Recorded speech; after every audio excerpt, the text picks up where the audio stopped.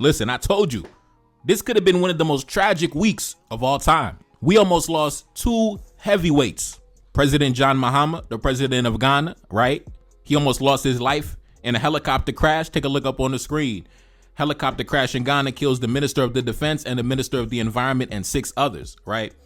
It was said that the president of Ghana was supposed to be on that same trip going to the same location, but last minute changes made him go somewhere else and he narrowly avoided tragedy. Now, we already know the previous president of Ghana, we already knew he was collaborating with the adversary. So when we seen John Mahama came to power and we saw that, he was friendly, he was opening up economic relations. He allowed the brothers in the Sahel to use his port for import and export, and also gave Ibrahim Traore his own personal depot at the port down in Ghana. So the president of Ghana, that's one of our allies in the region. That's definitely one of the big homies. So if he would have died in a plane crash after he just came to power, that would have been a tragedy, brothers. That would have been a tragedy. I'm not gonna lie, that would have been a big loss, right? The adversary would have been up. The adversary would have scored a goal on us crazy, right? And then a few days after that, I started hearing rumblings of President Assimi Goita. They almost took him out. They almost took my boy out. As you can see, we saw the headlines coming out. Mali arrests 24 soldiers over an alleged bid to topple the government. Now, luckily, the attempt failed. And luckily, John Mahama, the president of Ghana, and His Excellency, the president, the general, the head of the Confederation, President Assimi Goita, he's still here. He's still in power. So, man, it was a very close call this past week. We almost took some big losses this past week, right? The adversaries would have been celebrating, right? And not only our European adversaries, but also our black adversaries as well, right? The guys walking around talking about Pan-Africanism is dead. They would have also been celebrating the deaths of President John Mahama and President Assimi Goita. So luckily, we still here. We still in the building. Hi guys, and welcome to the Traore Army. I know you guys know that we've changed from the Black Consciousness Movement channel to the Traore Army. Originally, this channel was created for us to talk about our blackness, black pride, our own culture, traditions, and all that, and how to be proud in your own skin and feel comfortable in your own skin, and also really kind of appreciate your own hair. I told you that our hair is usually the only hair that you can do like an afro, straight, a bola if you want to. You can play around with your own hair. That was the main reason for creation of this channel. It was obviously because of like Steve Biko and Frantz Fanon. Steve Biko is a South African activist, and Frantz Fanon is from the Caribbean. But to cut a long story short, when Traore came into power, obviously the 3 Sahel leaders, we realized that, we need to change gear and start creating awareness for these young leaders that they want to assassinate. And I think it brings me kind of close to what we want to talk about today, which is what really happened with Assimi Goita. But also going back to, I think, what we discussed in our last videos about the Ghanaian president and the possibility of him being on that flight that crashed, obviously. And us just thinking out loud, was that really an accident? There's a lot of theories going on, but yeah, so let's get started.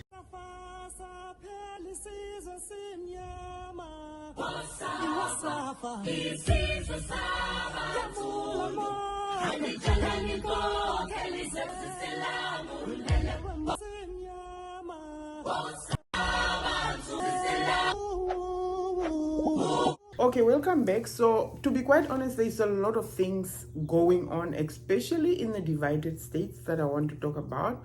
But because I don't want to make our videos too long, because people are lazy nowadays, they don't want to watch a video for more than 15 minutes. So we're going to concentrate on the 2 main topics today, which is really Assimi Goita, who was almost assassinated. We were almost supposed to lose him. And I think that's important because I'm going to look at the aspect of what that could have meant if that succeeded. Obviously, we thank God it didn't succeed. But we want to look at that because it will give us an idea of what the enemy is really trying to do, to be quite honest. And also, it will give us an idea of what we are up against, and really so that we can become serious about creating this awareness. Because I feel like, to be quite honest, everything is quiet. Everyone is quiet. No one talks about it. Like, why is everybody quiet when they almost assassinated a leader that is doing so well for his people, honestly speaking. Anyway, let me start with the Ghanaian president, John Mahama. So he was obviously supposed to be on the flight, as I said before, and I'm gonna play some videos as I usually do, but let's discuss that from a perspective of what that means, even actually for the Sahel region, because you need to know that the Ghanaian president is so far the only president that I know. Obviously, I know that the Senegalese president joined, and I think recently the Chad president also, I think they joined the Sahel region, the AES. It's almost like the AES is actually these three countries, Burkina Faso, Niger, and Mali, who joined kind of an army. It's almost like a small little NATO in Africa in that sense, if I have to say that. So now you need to know that the president of Ghana is actually kind of the one president that I feel like, especially in ECOWAS, we know what ECOWAS is standing for. You know, we know what it was originally created for in the years ago when it was created. But we also know that right now it's useless. Let's admit it, okay? It's not good to actually run behind the bush and trying to say that, oh no, we know ECOWAS right now is just full of puppets, okay? If some of the leaders are not puppets, we're gonna have to count them together because they are not talking to the leaders that are puppets to actually change that narrative. So we're gonna regard them all as puppets. I'm sorry to say that. So, because they are so against these leaders. Now, remember John Mahama is actually part of ECOWAS as well, but he's the only president right now who's really for the Sahel, leaders and so on. So for us to find that he was supposed to be on a plane that was in an accident, as we kind of put it in brackets, because I can definitely tell you right now that I don't think that was an accident, guys. I don't think it was. Anyway, now when you look at that, except for that, he was actually, that whole group of people were actually on their way to another city because they bought it from Accra, as I discussed in my previous video, to actually go into a project about mines, illegal mining. Every time when we mention illegal mining in any country in Africa, we obviously know who is actually mining illegally. It's not our people. It's definitely not our people. It's the West. They are the one doing the illegal mining. So if you know that this helicopter was supposed to go to a meeting about illegal mining and all of a sudden there's an accident, I'm like, that's sabotage, to be quite honest. But we thank God that the president of Ghana was not in that plane. And that's where it's going to take us to Assimi Goita, because we are looking at these two possibilities. Because remember, the enemy didn't succeed. We thank God for that. I'm so happy. But let's flip the coin and just look at the possibility of if they did succeed. If they did succeed, and I have to use the word if in this case, I don't really use the word if because it's a doubting word. I use when. I never use, it doesn't exist in my vocabulary. But in this case, I have to use if because obviously it's good that, it didn't happen. So I'm just using a scenario. So if that happened and they succeeded in both ways, can you imagine what that would have meant? Because remember, if the president of Ghana was taken out, who is so friendly with the Sahel leaders, and now we have Assimi Goita, who's taken out as well, and you know that these three countries are supportive of each other. And we know that the power that was supposed to take Assimi Goita out, obviously we know it's not the people. Even though they created this fake demonstration about democracy before that. And guys, I want to actually kind of take your attention to that. One of the things that I now realize is that every single time when there is a coup, even with Ibrahim Traore, there is always this creation of chaos, that get created in advance before it happened. So I realize now every time when we see any news about 50 whatever has been killed and this and this and this, we need to now start realizing that, oh, are they planning a coup or what's going on? Because that's what has been happening, to be quite honest. Even when you look at Assimi Goita, they had this demonstration, and I heard about that demonstration. I think it was in April. I thought so, But I'm gonna actually place a video here about another person who actually did the exact same analysis. I found out about him 2 days ago, and I love oh my god, I love his channel. He's so good. Ever since I found out about him, every time when I wake up, I'm like, oh my god, is there a video that he made? He's so good, you know. And I'm gonna share his channel so that you follow him, because you know, like, my channel is not really for news and so on, but eventually I have to kind of create awareness for Traore. But when I find a good channel like that, I'm like, I'm gonna probably send you to his channel, even though you can watch my channel and so on, but you can kind of join him as well.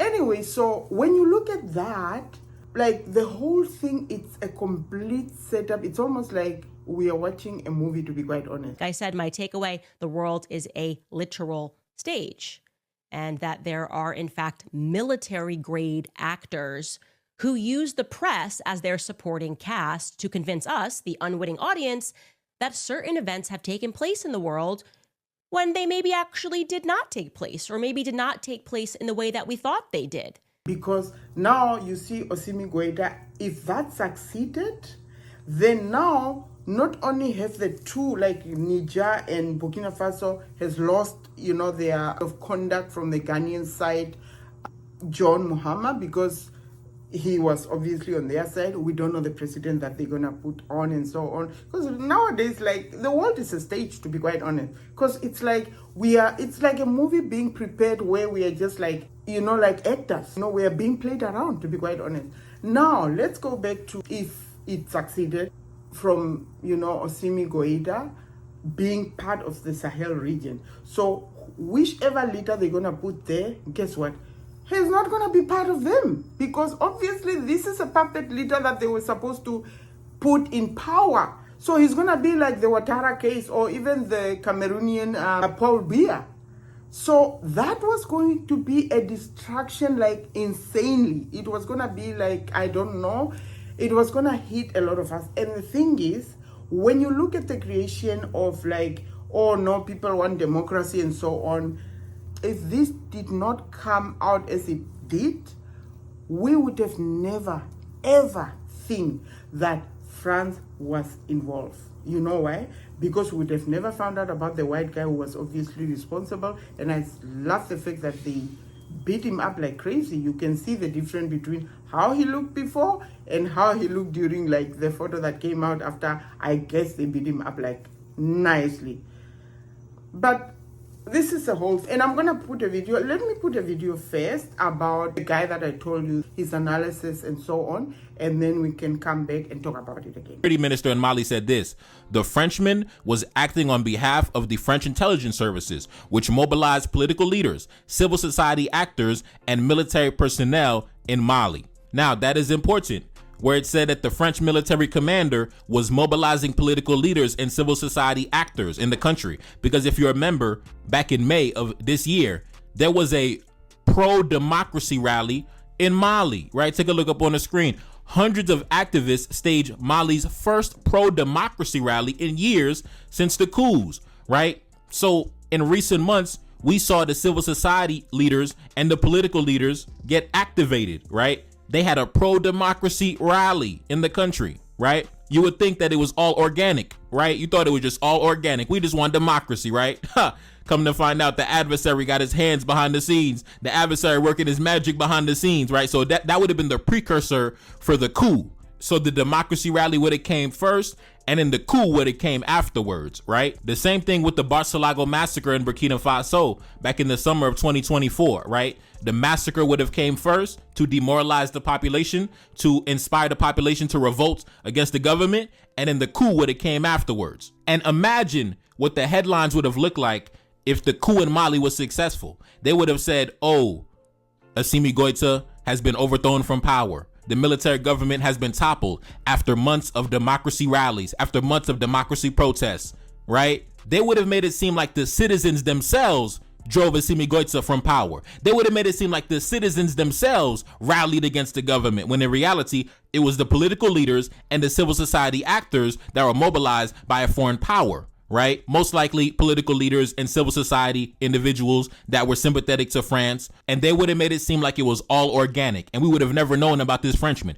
We would have never known about this Frenchman behind the scenes that was orchestrating and running the plays, right? They would have made it seem like all organic, like President Assimi Goita was toppled because people wanted democracy. Listen, man, the adversary is good, man. The adversary, he's good, but we one step ahead of him. Okay, so when you listen to that analysis, we almost have the same thinking, a little bit different, but almost the same thinking. But when you look at that, the truth is, have they succeeded in assassinating Assimi Goita? Definitely, like I said, you would never know that France was involved.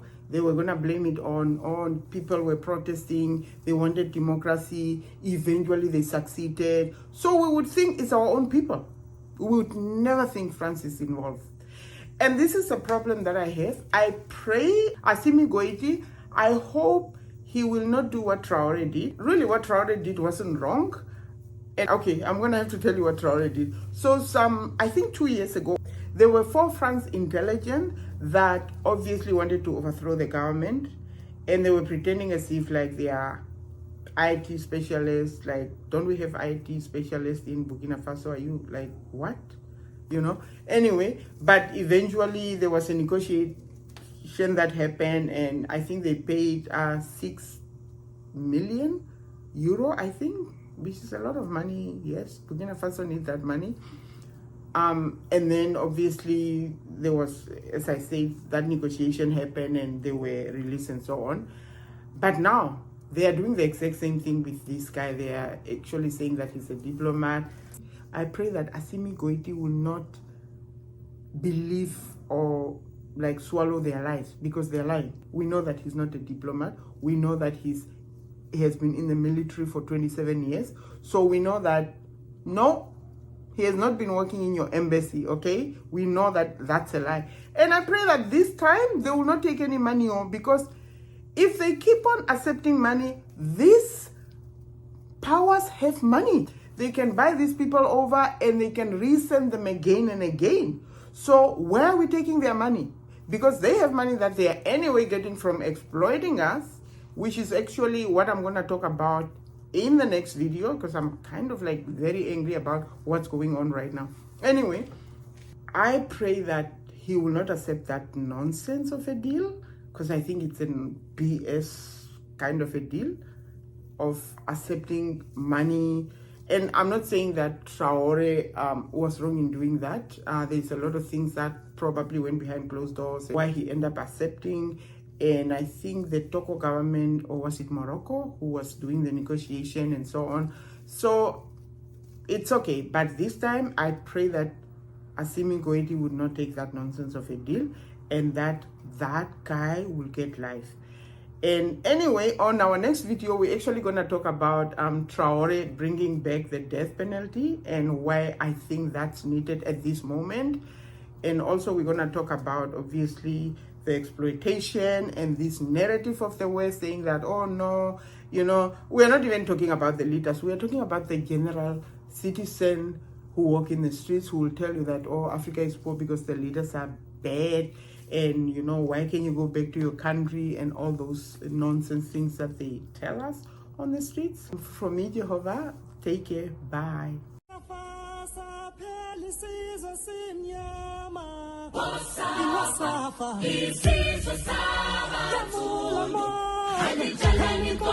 Kelly